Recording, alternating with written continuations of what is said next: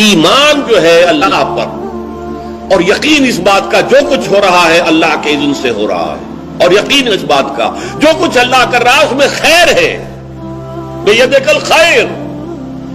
چاہے مجھے ایک بات ابھی ناگوار گزری ہے، مجھے تکلیف پہنچی ہے، اللہ کے اسکیم میں the higher level scheme of things, divine scheme of things کے اندر اس میں کوئی نہ کوئی خیر ہے، تم جانتے نہیں۔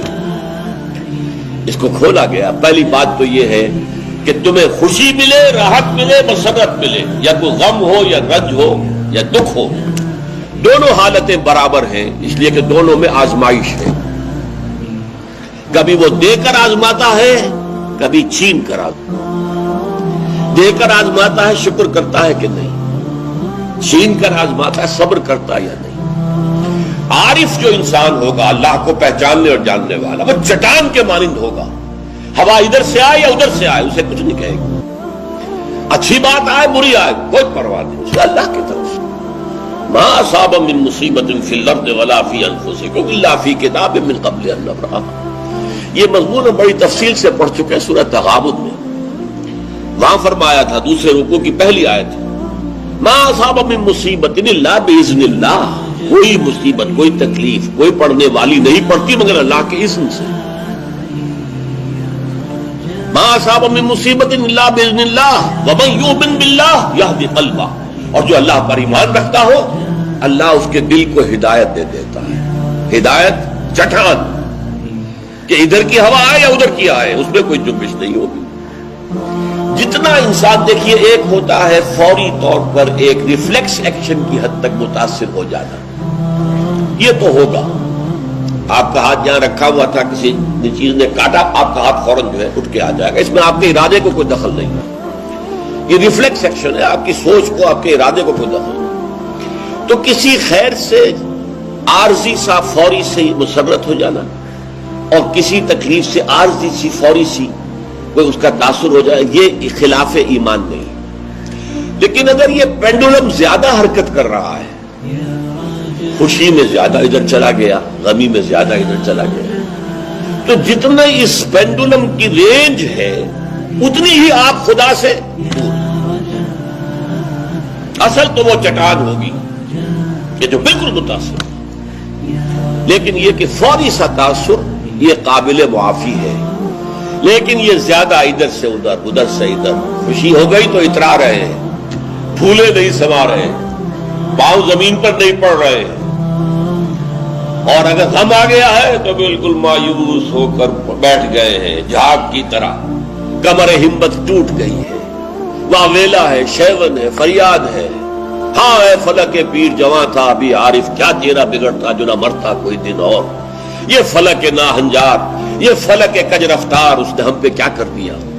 یہ ساری باتیں جو ہے یہ اللہ سے محجوب ہونے کی علامت ہے۔ اب اس میں بھی درجے ہیں کئی۔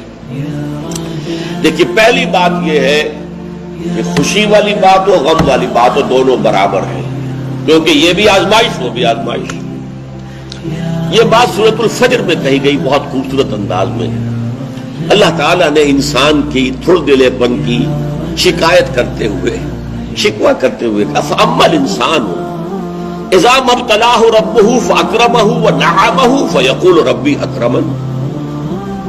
اس انسان کا حال عجیب ہے جب اس کا رب اسے آزماتا ہے اور عزت دیتا ہے، نعمتیں دیتا ہے، تو کہتا ہے میرے رب نے مجھے بڑی عزت دے دی۔ وَأَمَّا إِذَا مَا ابْتَلَاهُ فَقَدَرَ عَلَيْهِ رِزْقَهُ، اور جب اللہ آزماتا ہے اسے اور اس کی روزی تنگ کر دیتا ہے، فَيَقُولُ رَبِّي أَهَانَنِ، یہ کہتا ہے رب نے مجھے ذلیل کر دیا۔ کلا، ہرگز نہیں۔ اب یہاں دیکھیے، سوچئے اس نے کیا غلط بات کہی۔ عزت دی تو اللہ نے دی اور ذلت آئی تو اللہ کی طرف منسوب کر رہا۔ اس نے کسی بت، کسی دیوی، کسی دیوتا کا ذکر تو نہیں کیا نا، وہ مشرک تو نہیں ہے، پھر کیوں اس میں تنقید کیوں ہو رہی ہے؟ فَأَمَّا الْإِنسَانُ إِذَا مَا ابْتَلَاهُ رَبُّهُ فَأَكْرَمَهُ وَنَعَمَهُ فَيَقُولُ رَبِّي أَكْرَمَنِ وَأَمَّا إِذَا مَا ابْتَلَاهُ فَقَدَرَ عَلَيْهِ رِزْقَهُ فَيَقُولُ رَبِّي أَهَانَنِ۔ کلا، کیا مطلب؟ یہ دونوں ابتلاءات ہیں، وہ بھی ابتلا ہے، یہ بھی ابتلا ہے۔ وہ چھین کر بھی آزما رہا ہے، دے کر بھی آزما رہا ہے، یہ تو آزمائش ہے، دونوں برابر ہیں۔ لیکن اس سے اگلا مرحلہ اور ہے۔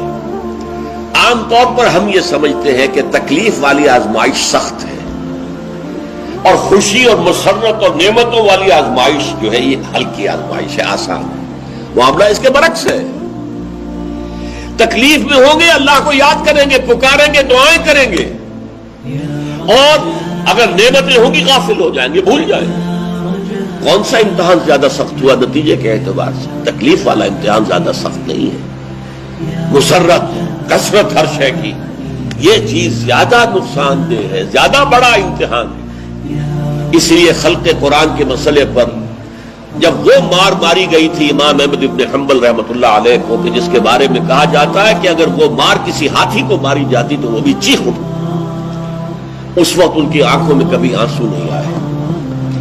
پھر جب حکومت بدل گئی اور اب دارالخلافہ جو ہے اس میں وہ شخص متمکن ہے کہ جس کا نظریہ وہ خلق قرآن والا نہیں ہے، اب خلیفہ ایک آدمی کو بھیجتا ہے اشرفیوں کی تھیلی دے کر، یہ ہدیہ ہے، یہ نذرانہ ہے، جا کر احمد ابن حنبل کو دے آؤ۔ جب اس نے آ کے پیش کیا، رو پڑے، اے اللہ میں اس آزمائش کے قابل نہیں، یہ آزمائش سخت ہے۔ کہیں سے انعام پا کر حکومت سے پھر حق پر قائم رہنا مشکل ہو جائے۔ یہ ہے وہ صورتحال۔ ما اصاب من مصیبت فی الارض ولا فی انفسکم الا فی کتاب من قبل ان نبرأها ان ذلک علی اللہ یسیر لکہ لا تأسوا علی ما فاتکم ولا تفرحوا بما آتاکم واللہ لا یحب کل مختال فخور۔ اور اللہ تعالیٰ کو شیخی خورے، فخر کرنے والے، اکڑنے والے بالکل پسند نہیں۔ الذین یبخلون ویامرون الناس بالبخل، جو اس حجاب میں آ جاتے ہیں وہ بخل کریں گے۔ دولت ہی سب سے بڑی شے ہے، سنبھال کر رکھو، خرچ کرو گے تو ختم ہو جائے گی، دولت کی بنیاد ختم ہو جائے گی۔ اپنی تجوریوں کو بھر کر رکھو، خالی نہ کرو۔ اور جو شخص خود بخل کرتا ہے وہ دوسروں کو بھی بخل کا مشورہ دیتا ہے تاکہ اس کے اپنی بخیلی پر بھی پردہ پڑا رہے۔ بھائی کیا کر رہے ہو تم نے؟ دونوں ہاتھ کھلے چھوڑ دیے ہیں، تمہیں کوئی فکر نہیں ہے، تمہاری اولاد ہے، اس کے ضرورت تقاضے ہوں گے، تمہاری بچیاں ہیں، ان کے ہاتھ